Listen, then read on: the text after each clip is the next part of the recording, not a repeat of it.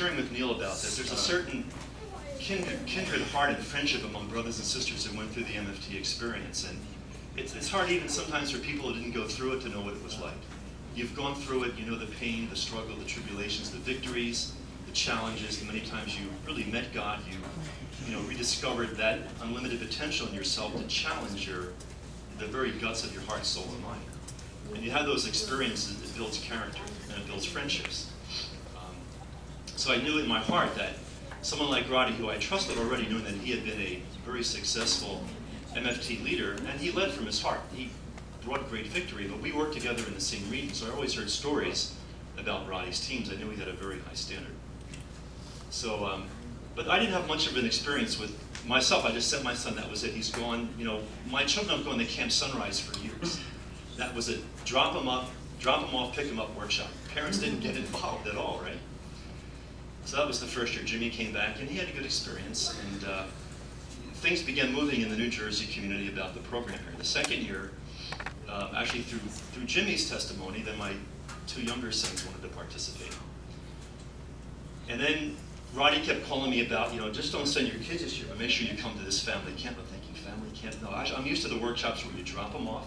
And that's the way I've dealt with workshops. Well, last year really did blow me away.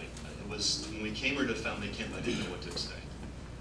And it was a very, very deep experience. I was sharing with some people here, actually talking with Neil about one experience I had last year where, you know, I came back, and actually both Nathan and David were here at the program. And as we pulled into the parking lot, they came down and embraced us, and you could see the change in their hearts and minds. It was something beautiful. And you could see that God had really landed in their heart and minds during that experience. And as soon as I got out of the car, you know, pretty much within a few minutes, Nathan pulled me aside and said, Dad, before you leave this workshop, you have to speak to Roddy. I mean, really talk to him. You've got to find out what he's doing, because you're not doing it. In that way, okay? In other words, kind of, okay. But believe me, actually, that was, you know, part of me thought, well, what am I not doing? But I think the first point in changing is realizing where you're lacking, where you have shortcomings. So I thought, well, if my son he's had this experience with God, I better go and have a midnight chat with Roddy. So I woke him up that first night out of bed. I remember he was in his bedroom. I pulled him out, and we had a good heart-to-heart talk. And he really talked, you know, so highly of my kids and, you know, how they had matured and grown through the program. And just gave me inspiration about things that I could do as a parent, you know, to really bring the spirit back home.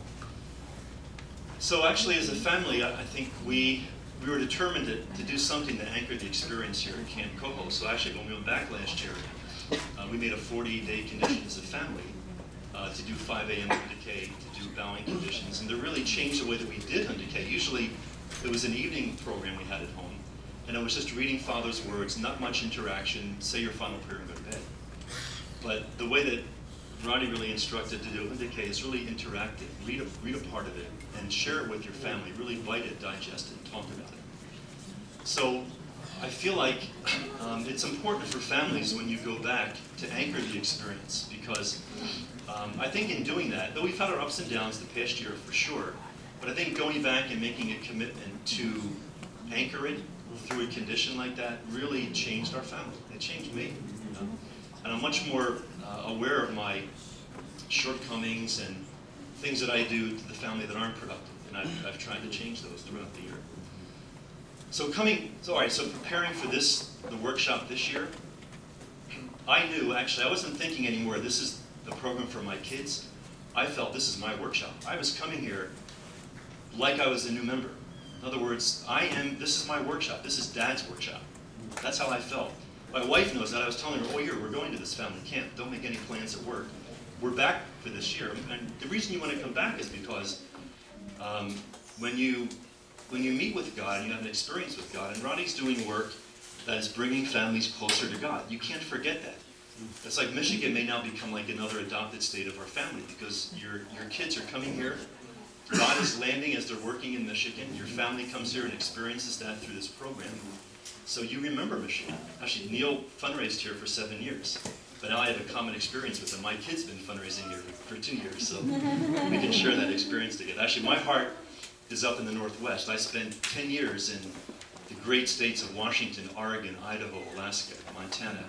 Beautiful states. You talk about a place to meet with God, the nature is stunning. For a New Jersey boy that saw nothing but flatland for his whole life, actually fundraising in that area for 10 years was just a great experience. And I love the Northwest. I've told my wife already that we're retiring in Seattle. I want to go back to the place where I met God many, many days in that beautiful, beautiful place. You can't forget it. Your heart pulls you back to that place. So just my attitude was quite different. This year coming here, I was much more peaceful, much more relaxed, knowing that, basically I'm going to learn at this workshop. I'm not afraid to challenge, my limitations and my shortcomings. I've been addressing them more in my own prayers. I know where I'm not, measuring up the Father's expectation. And it's a long journey. It's amazing how the years have just gone by. How many of us are approaching, 40 years in the church? Give or take a few years. That's a long time for not having done much, honestly speaking. Not enough, not nearly enough. You see Father still up there like yesterday, and you realize that you look back and you really weep that we've done so little. And we have so few families here, actually trying to make a new start. So just for me, this weekend was a culmination of 3 years.